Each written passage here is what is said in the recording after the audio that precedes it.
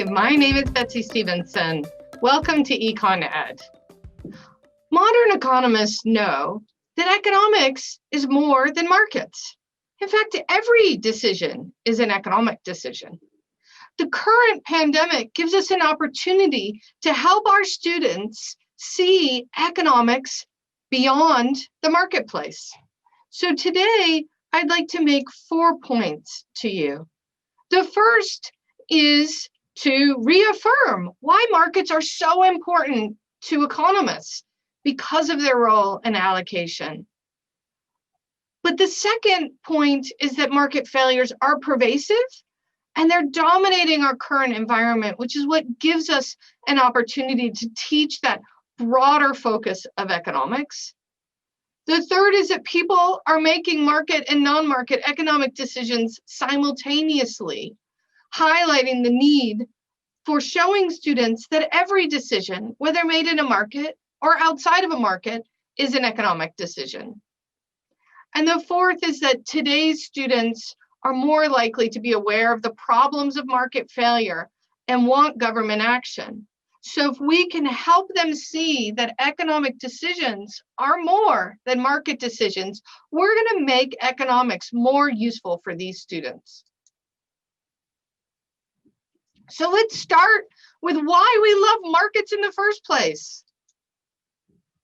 Markets are important because competitive markets are efficient. Markets allocate sales to the potential sellers who can produce the good at the lowest cost. Markets allocate consumption of the good to the potential buyers who most value it. Markets produce the quantity of each good that maximizes economic surplus. Markets achieve an efficient outcome despite the fact that no market participants trying to achieve that goal. I love showing my students the beauty of how each person pursuing their independent self-interest can lead a market toward an efficient outcome. That Adam Smith truism that it's as if economic activity is guided by an invisible hand allows us to show students how well markets can help bring us all together and coordinate us to be able to exchange in a way that makes everyone better off.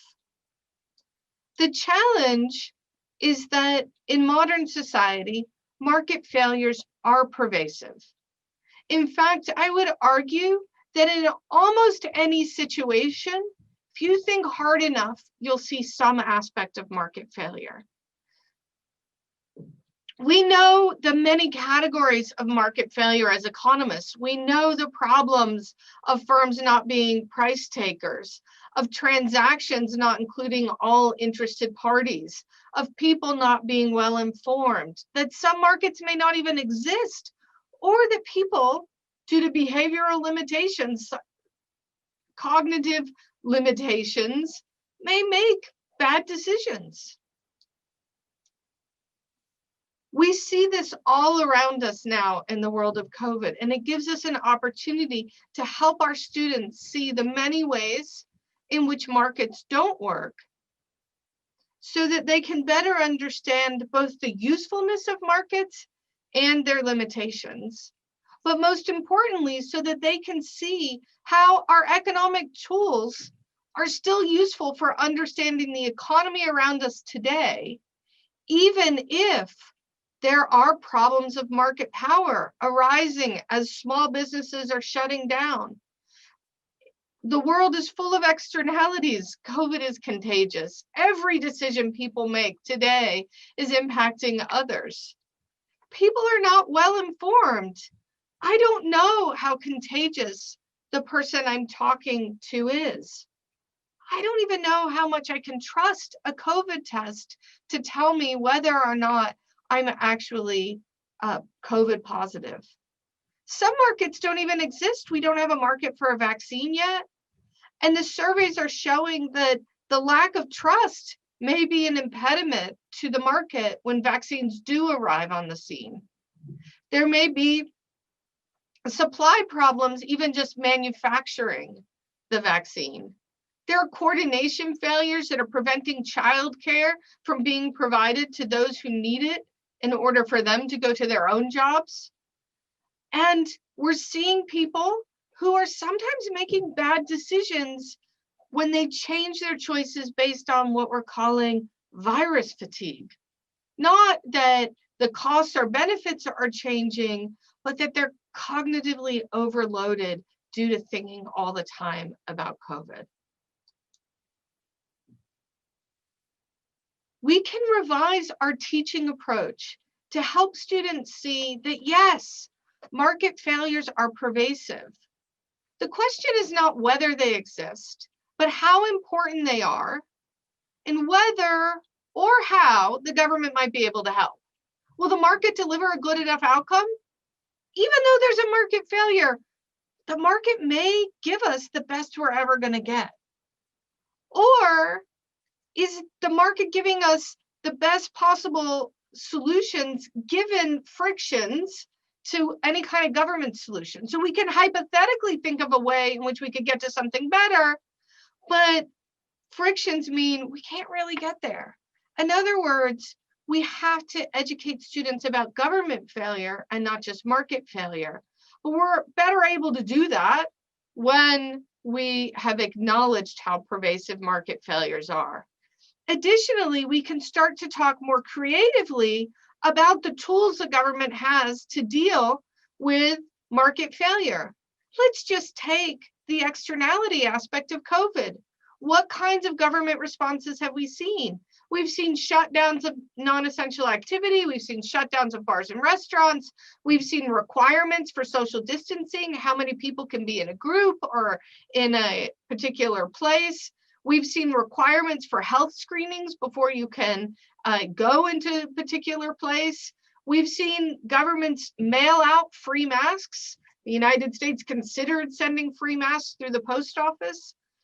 These are all potential solutions.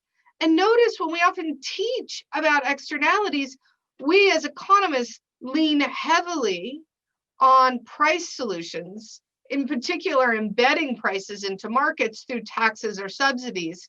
But the toolkit the government has been relying on for COVID externalities has largely been regulatory. We need students to see the fluidity amongst the government toolkit and that quantity regulations are something that government often leans heavily on, and how quantity regulations may get us to similar outcomes as a tax or subsidy, but perhaps have different distributional consequences. So let me come to my third point, which is people are making market and non-market economic decisions simultaneously. If we want students to see how useful our economic toolkit is, they have to see that it transcends the boundaries of markets. People are asking themselves how much they should work without childcare, how they trade off their health and their income, how they can balance short and long run consequences on their health, on their families, on their marriages, and on their income. What do all these personal choices mean for the macro economy? Childcare is a constraint. We see 13.3% of working parents have lost a job or reduced their hours due to childcare. Nearly 2/3 of parents had difficulty finding childcare. It's these household issues that are impacting the market for their labor. As manufacturers are saying when they tell us that lack of childcare is their biggest impediment to bringing their workers back. Not what's happening in the market, but what's happening in people's homes. When we survey female and male business owners, you can see here the World Bank asked business owners with children under the age of 18, what can government do for you to keep your business open or to allow you to reopen? The most common answer among mothers was support with care of household members. Not the traditional things economists think about, like access to loans and credit, loan payment deferrals. Those things are there. They weren't as important to the mothers as help outside the market domain and in their household. Today's students are more likely to be aware of problems of market failure. And so using this opportunity of COVID to broaden the way we talk about it, the way that we integrate these discussions of market and non-market issues and market failure can help students see that economics is useful no matter what perspective they're taking. To better understand your students, you need to realize that today's students, what we call Generation Z, are much more likely to think that government should do more to solve problems. 70% of Generation Z thinks that government should do more to solve problems. That compares to less than half of baby boomers or those who are older. Your 20-something students believe that human behavior is causing climate change. The most important market failure in their lifetime is their viewing the changing global environment. Conservative and progressive young people believe more in discrimination than older generations. So among Generation Z, 82% who are Democrat or lean Democrat believe that Blacks are treated less fairly than whites. But 43% of Generation Z who are Republican or lean Republican also believe that. The vast majority of young people believe that discrimination is pervasive and not going to be solved by markets alone. In conclusion, we can use this moment to make economics more realistic, to teach students that markets are incredibly helpful and help us understand the world and why markets are the most efficient at getting at allocating goods across producers, across consumers, but they have limitations, that market failures are pervasive, but government can't solve every single one of those market failures. There's more to life than what we do in markets, but all our decisions are economic decisions.